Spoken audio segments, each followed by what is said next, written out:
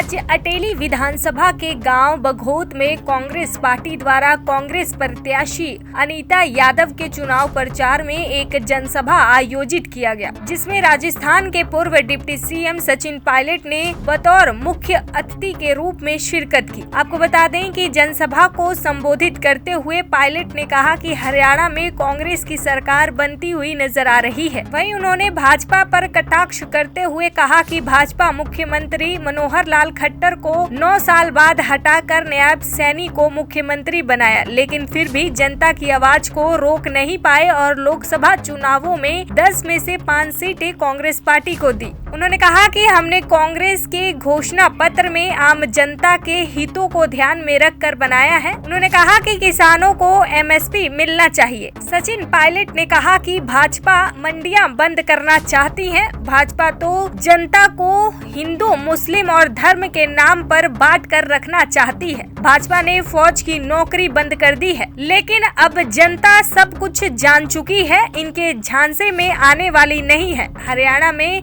कांग्रेस की सरकार ही बनेगी। कांग्रेस पार्टी की सरकार बनने जा रही है। भारतीय जनता पार्टी की कोशिश कर रही है 9 साल के बाद अगर इतना अच्छा काम हो रहा था क्या जरूरत है बदलाव करने की। जो केंद्र की सरकार है, राज्य की सरकार है, वो डबल इंजन, उसके बावजूद भी लोग आज परेशान हैं। किसान त्राई कर रहे हैं, नौजवान भटक रहे हैं। मुझे लग रहा है बदलाव होगा। भारी बहुमत के साथ हम लोग सरकार हरियाणा में बारिश चल रही है, तो उसको लेकर आप क्या कहेंगे? आज हमारी शैलजा मंच पर नहीं आ रही है, इसको लेकर के भाजपा ने एक नैरेटिव बनाया कि दलित नेता का अपमान कर रही है। बीजेपी को अपने पार्टी की चिंता करनी चाहिए, उनको अपने भविष्य को देखना पड़ेगा। राजस्थान पूरे उत्तर भारत में लोकसभा चुनाव कांग्रेस का प्रदर्शन बहुत बेहतर रहा। मैं मानता हूँ सारे नेता एकजुटता से काम कर रहे हैं, सबने ध्यान दिया है और आज जो कांग्रेस पक्ष माहौल बना है वो सबके योगदान से बना है। सारे नेता ऊपर से नीचे तक एकजुट हैं और हम लोग अच्छे बहुमत के साथ सरकार बनाएंगे। भारतीय जनता पार्टी कितनी भी कोशिश करेगी, हमारी शैलजा प्रचार में नहीं दिख रही है, ऐसे मुद्दा बना रहे हैं। मनोहर लाल ने ऑफर भी कर दिया बीजेपी में, बीजेपी के लिए भी ऑफर कर दिया मनोहर लाल जी। ये सारी बातें जो हैं ये सिर्फ ध्यान भटकाने की बातें हैं। मुद्दा ये है कि 5 तारीख को ऐतिहासिक हार बीजेपी की होने वाली है, उसे बौखला के इस तरह की बातें चला रहे हैं। अब ये पूरा प्रदेश में ये बात तय हो गई है। आप भी इस बात को सुनते देखते होंगे कि सरकार तो कांग्रेस पार्टी की बनने जा रही है। 10 साल से बीजेपी की सरकार रही, बहुत सारे वादे किए। 10 साल दिल्ली में रही और 10 साल हरियाणा में रही और 9 साल के बाद यहाँ के मुख्यमंत्री खट्टर साहब को यहाँ से हटा दिया। अगर खट्टर जी उनकी सरकार इतना बेहतर काम कर रहे थे, इतना अच्छा काम कर रहे थे, तो 9 साल के बाद चुनाव से पहले उनको हटाने की क्या जरूरत थी? और हटाने के बाद भी लोकसभा के चुनाव में जनता की आवाज को रोक नहीं पाए और 10 में से 5 लोकसभा सीटें कांग्रेस पार्टी जीती है। ये इस बात का प्रतीक है, इस बात का प्रमाण है कि आने वाले समय में हरियाणा में दोबारा कांग्रेस का राज आने वाला है। कांग्रेस पार्टी ने अपना मैनिफेस्टो बनाया है। हम लोगों ने लोकसभा चुनाव में भी इस बात को रखा कि किसान को उसकी फसल का दाम मिलना चाहिए, एमएसपी पे कानून बनना चाहिए। बीजेपी ने 3 काले कानून बनाए और सैकड़ों किसानों की जान जब चली गई, उसके बाद ये वापस किए 3 काले कानून। ये मंडियां बंद करना चाहते हैं, सरकार की खरीद बंद करना चाहते हैं। खाद में, बीज में, बिजली में, पानी में जो लागत आती है किसान की, उस पर सरकार का ध्यान नहीं है। सरकार को सिर्फ बीजेपी के साथियों को हिंदू, मुसलमान, मंदिर, मस्जिद यहीं तक सीमित रखना है। फौज की भर्ती रोक दी, अग्निवीर चालू कर दिया। ये अग्निवीर मतलब खुद तो 10 साल राज कर लिया, 5 साल और मांग रहे हैं, खुद के लिए 15 साल और 18-19 साल का लड़का लड़की जो फौज में जाना चाहते हैं उनके लिए 4 साल। ये कहाँ का न्याय है? फौज की नौकरी बंद कर दी। किसानी में आज आदमी 2 बार सोचता है कि अपने बच्चों का अपने पेट कैसे पालूंगा। ये हालात बना दिए। महंगाई हो, बेरोजगारी हो, उद्योग हो, निवेश हो, बिजली हो, सड़क हो, पानी हो। बीजेपी सरकारों का एक ही दायित्व है कि सत्ता में आ जाओ, लोगों में विभाजन करो। लेकिन हरियाणा के 36 कौम के लोग इस बात को समझ गए हैं कि आने वाला समय कांग्रेस का है।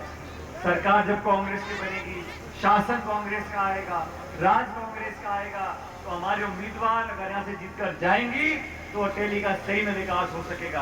मैं आप लोगों से निवेदन करने आया हूँ, अभी चुनाव में समय है, बहुत से लोग और मैंने पूछा अनीता जी से गाड़ी में, मैंने भाई कौन कौन चुनाव लड़ रहे हैं? आजकल तो पार्टी घनी हो गई ना, इतने सारे दल, इतने सारे नेता, इतने चुनाव लड़ रहे हैं। ये सब चुनाव इसलिए लड़ रहे हैं कि हमारी कांग्रेस पार्टी के कुछ वोट कम हो जाए। ये चुनाव सीधा बीजेपी कांग्रेस का चुनाव है और आप लोग अपनी वोट खराब ना करें। जिसका राज बन रहा है, जिसका शासन आने वाला है, 10 साल मौका देके देख लिया, जनता त्रस्त है और एक बदलाव है।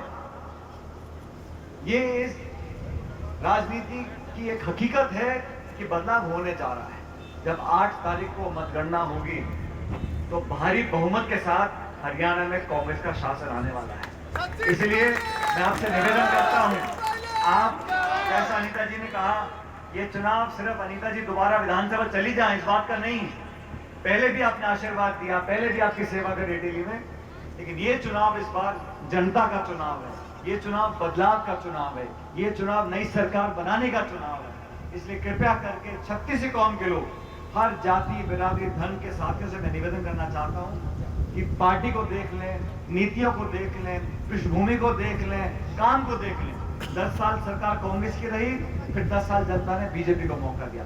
दोनों के दोनों कार्यकाल को आप देख लो, किस कार्यकाल में आपको, जनता को, किसान को लगा कि मेरी सरकार है। आज यहाँ कितने मंत्री हैं, कितने संतरी को जानता नहीं। ध्रुवीकरण कर धर्म के नाम पर वोट लेकर सरकार बनाना अलग है, लेकिन सत्ता में बैठकर किसान की सुध लेना, नौजवान को नौकरी देना, ये करना मुश्किल काम है। ये बदलाव होने जा रहा है और आज मैं धन्यवाद देता हूँ खड़गे साहब का, राहुल गांधी जी का, कि हम सब ने मिलकर दोबारा अनीता जी को यहाँ से उम्मीदवार बनाया है, आपके भरोसे पर बनाया है। इसलिए कृपया करके आसपास के क्षेत्र के सब लोगों से निवेदन करना चाहता हूँ, इस परिवार ने भरपूर आपकी सेवा करी है, आगे आप मौका दोगे तो सरकार में अहम भूमिका निभाने जा रही हैं और आपके आशीर्वाद से जीतकर जाएंगी तो आपके क्षेत्र में सभी तरह का विकास के जो काम अब तक नहीं हो पाए हैं उन सब कामों को करेंगे।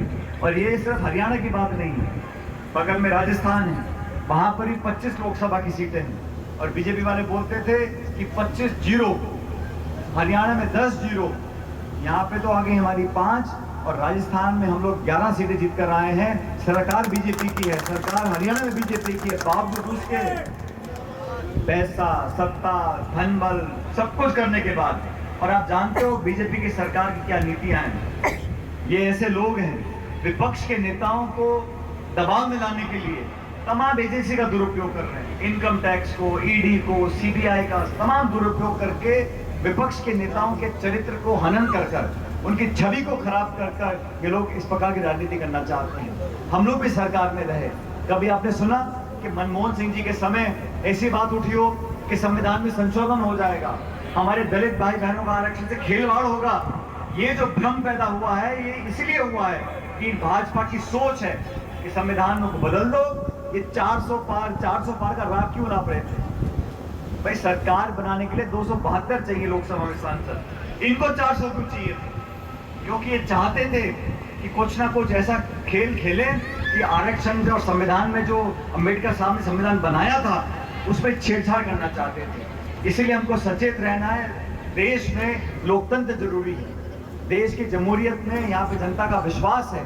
ये तानाशाही, घमंड, ये अड़ियलपना, आपस में टकराव करा देना, लोगों को झगड़ा करवा देना, तनाव पैदा करना, ये हमारे लिए अच्छी बात नहीं है। जहाँ अमन होगा, प्यार मोहब्बत चैन होगा, वहीं खुशहाली आएगी, वहीं विकास होगा।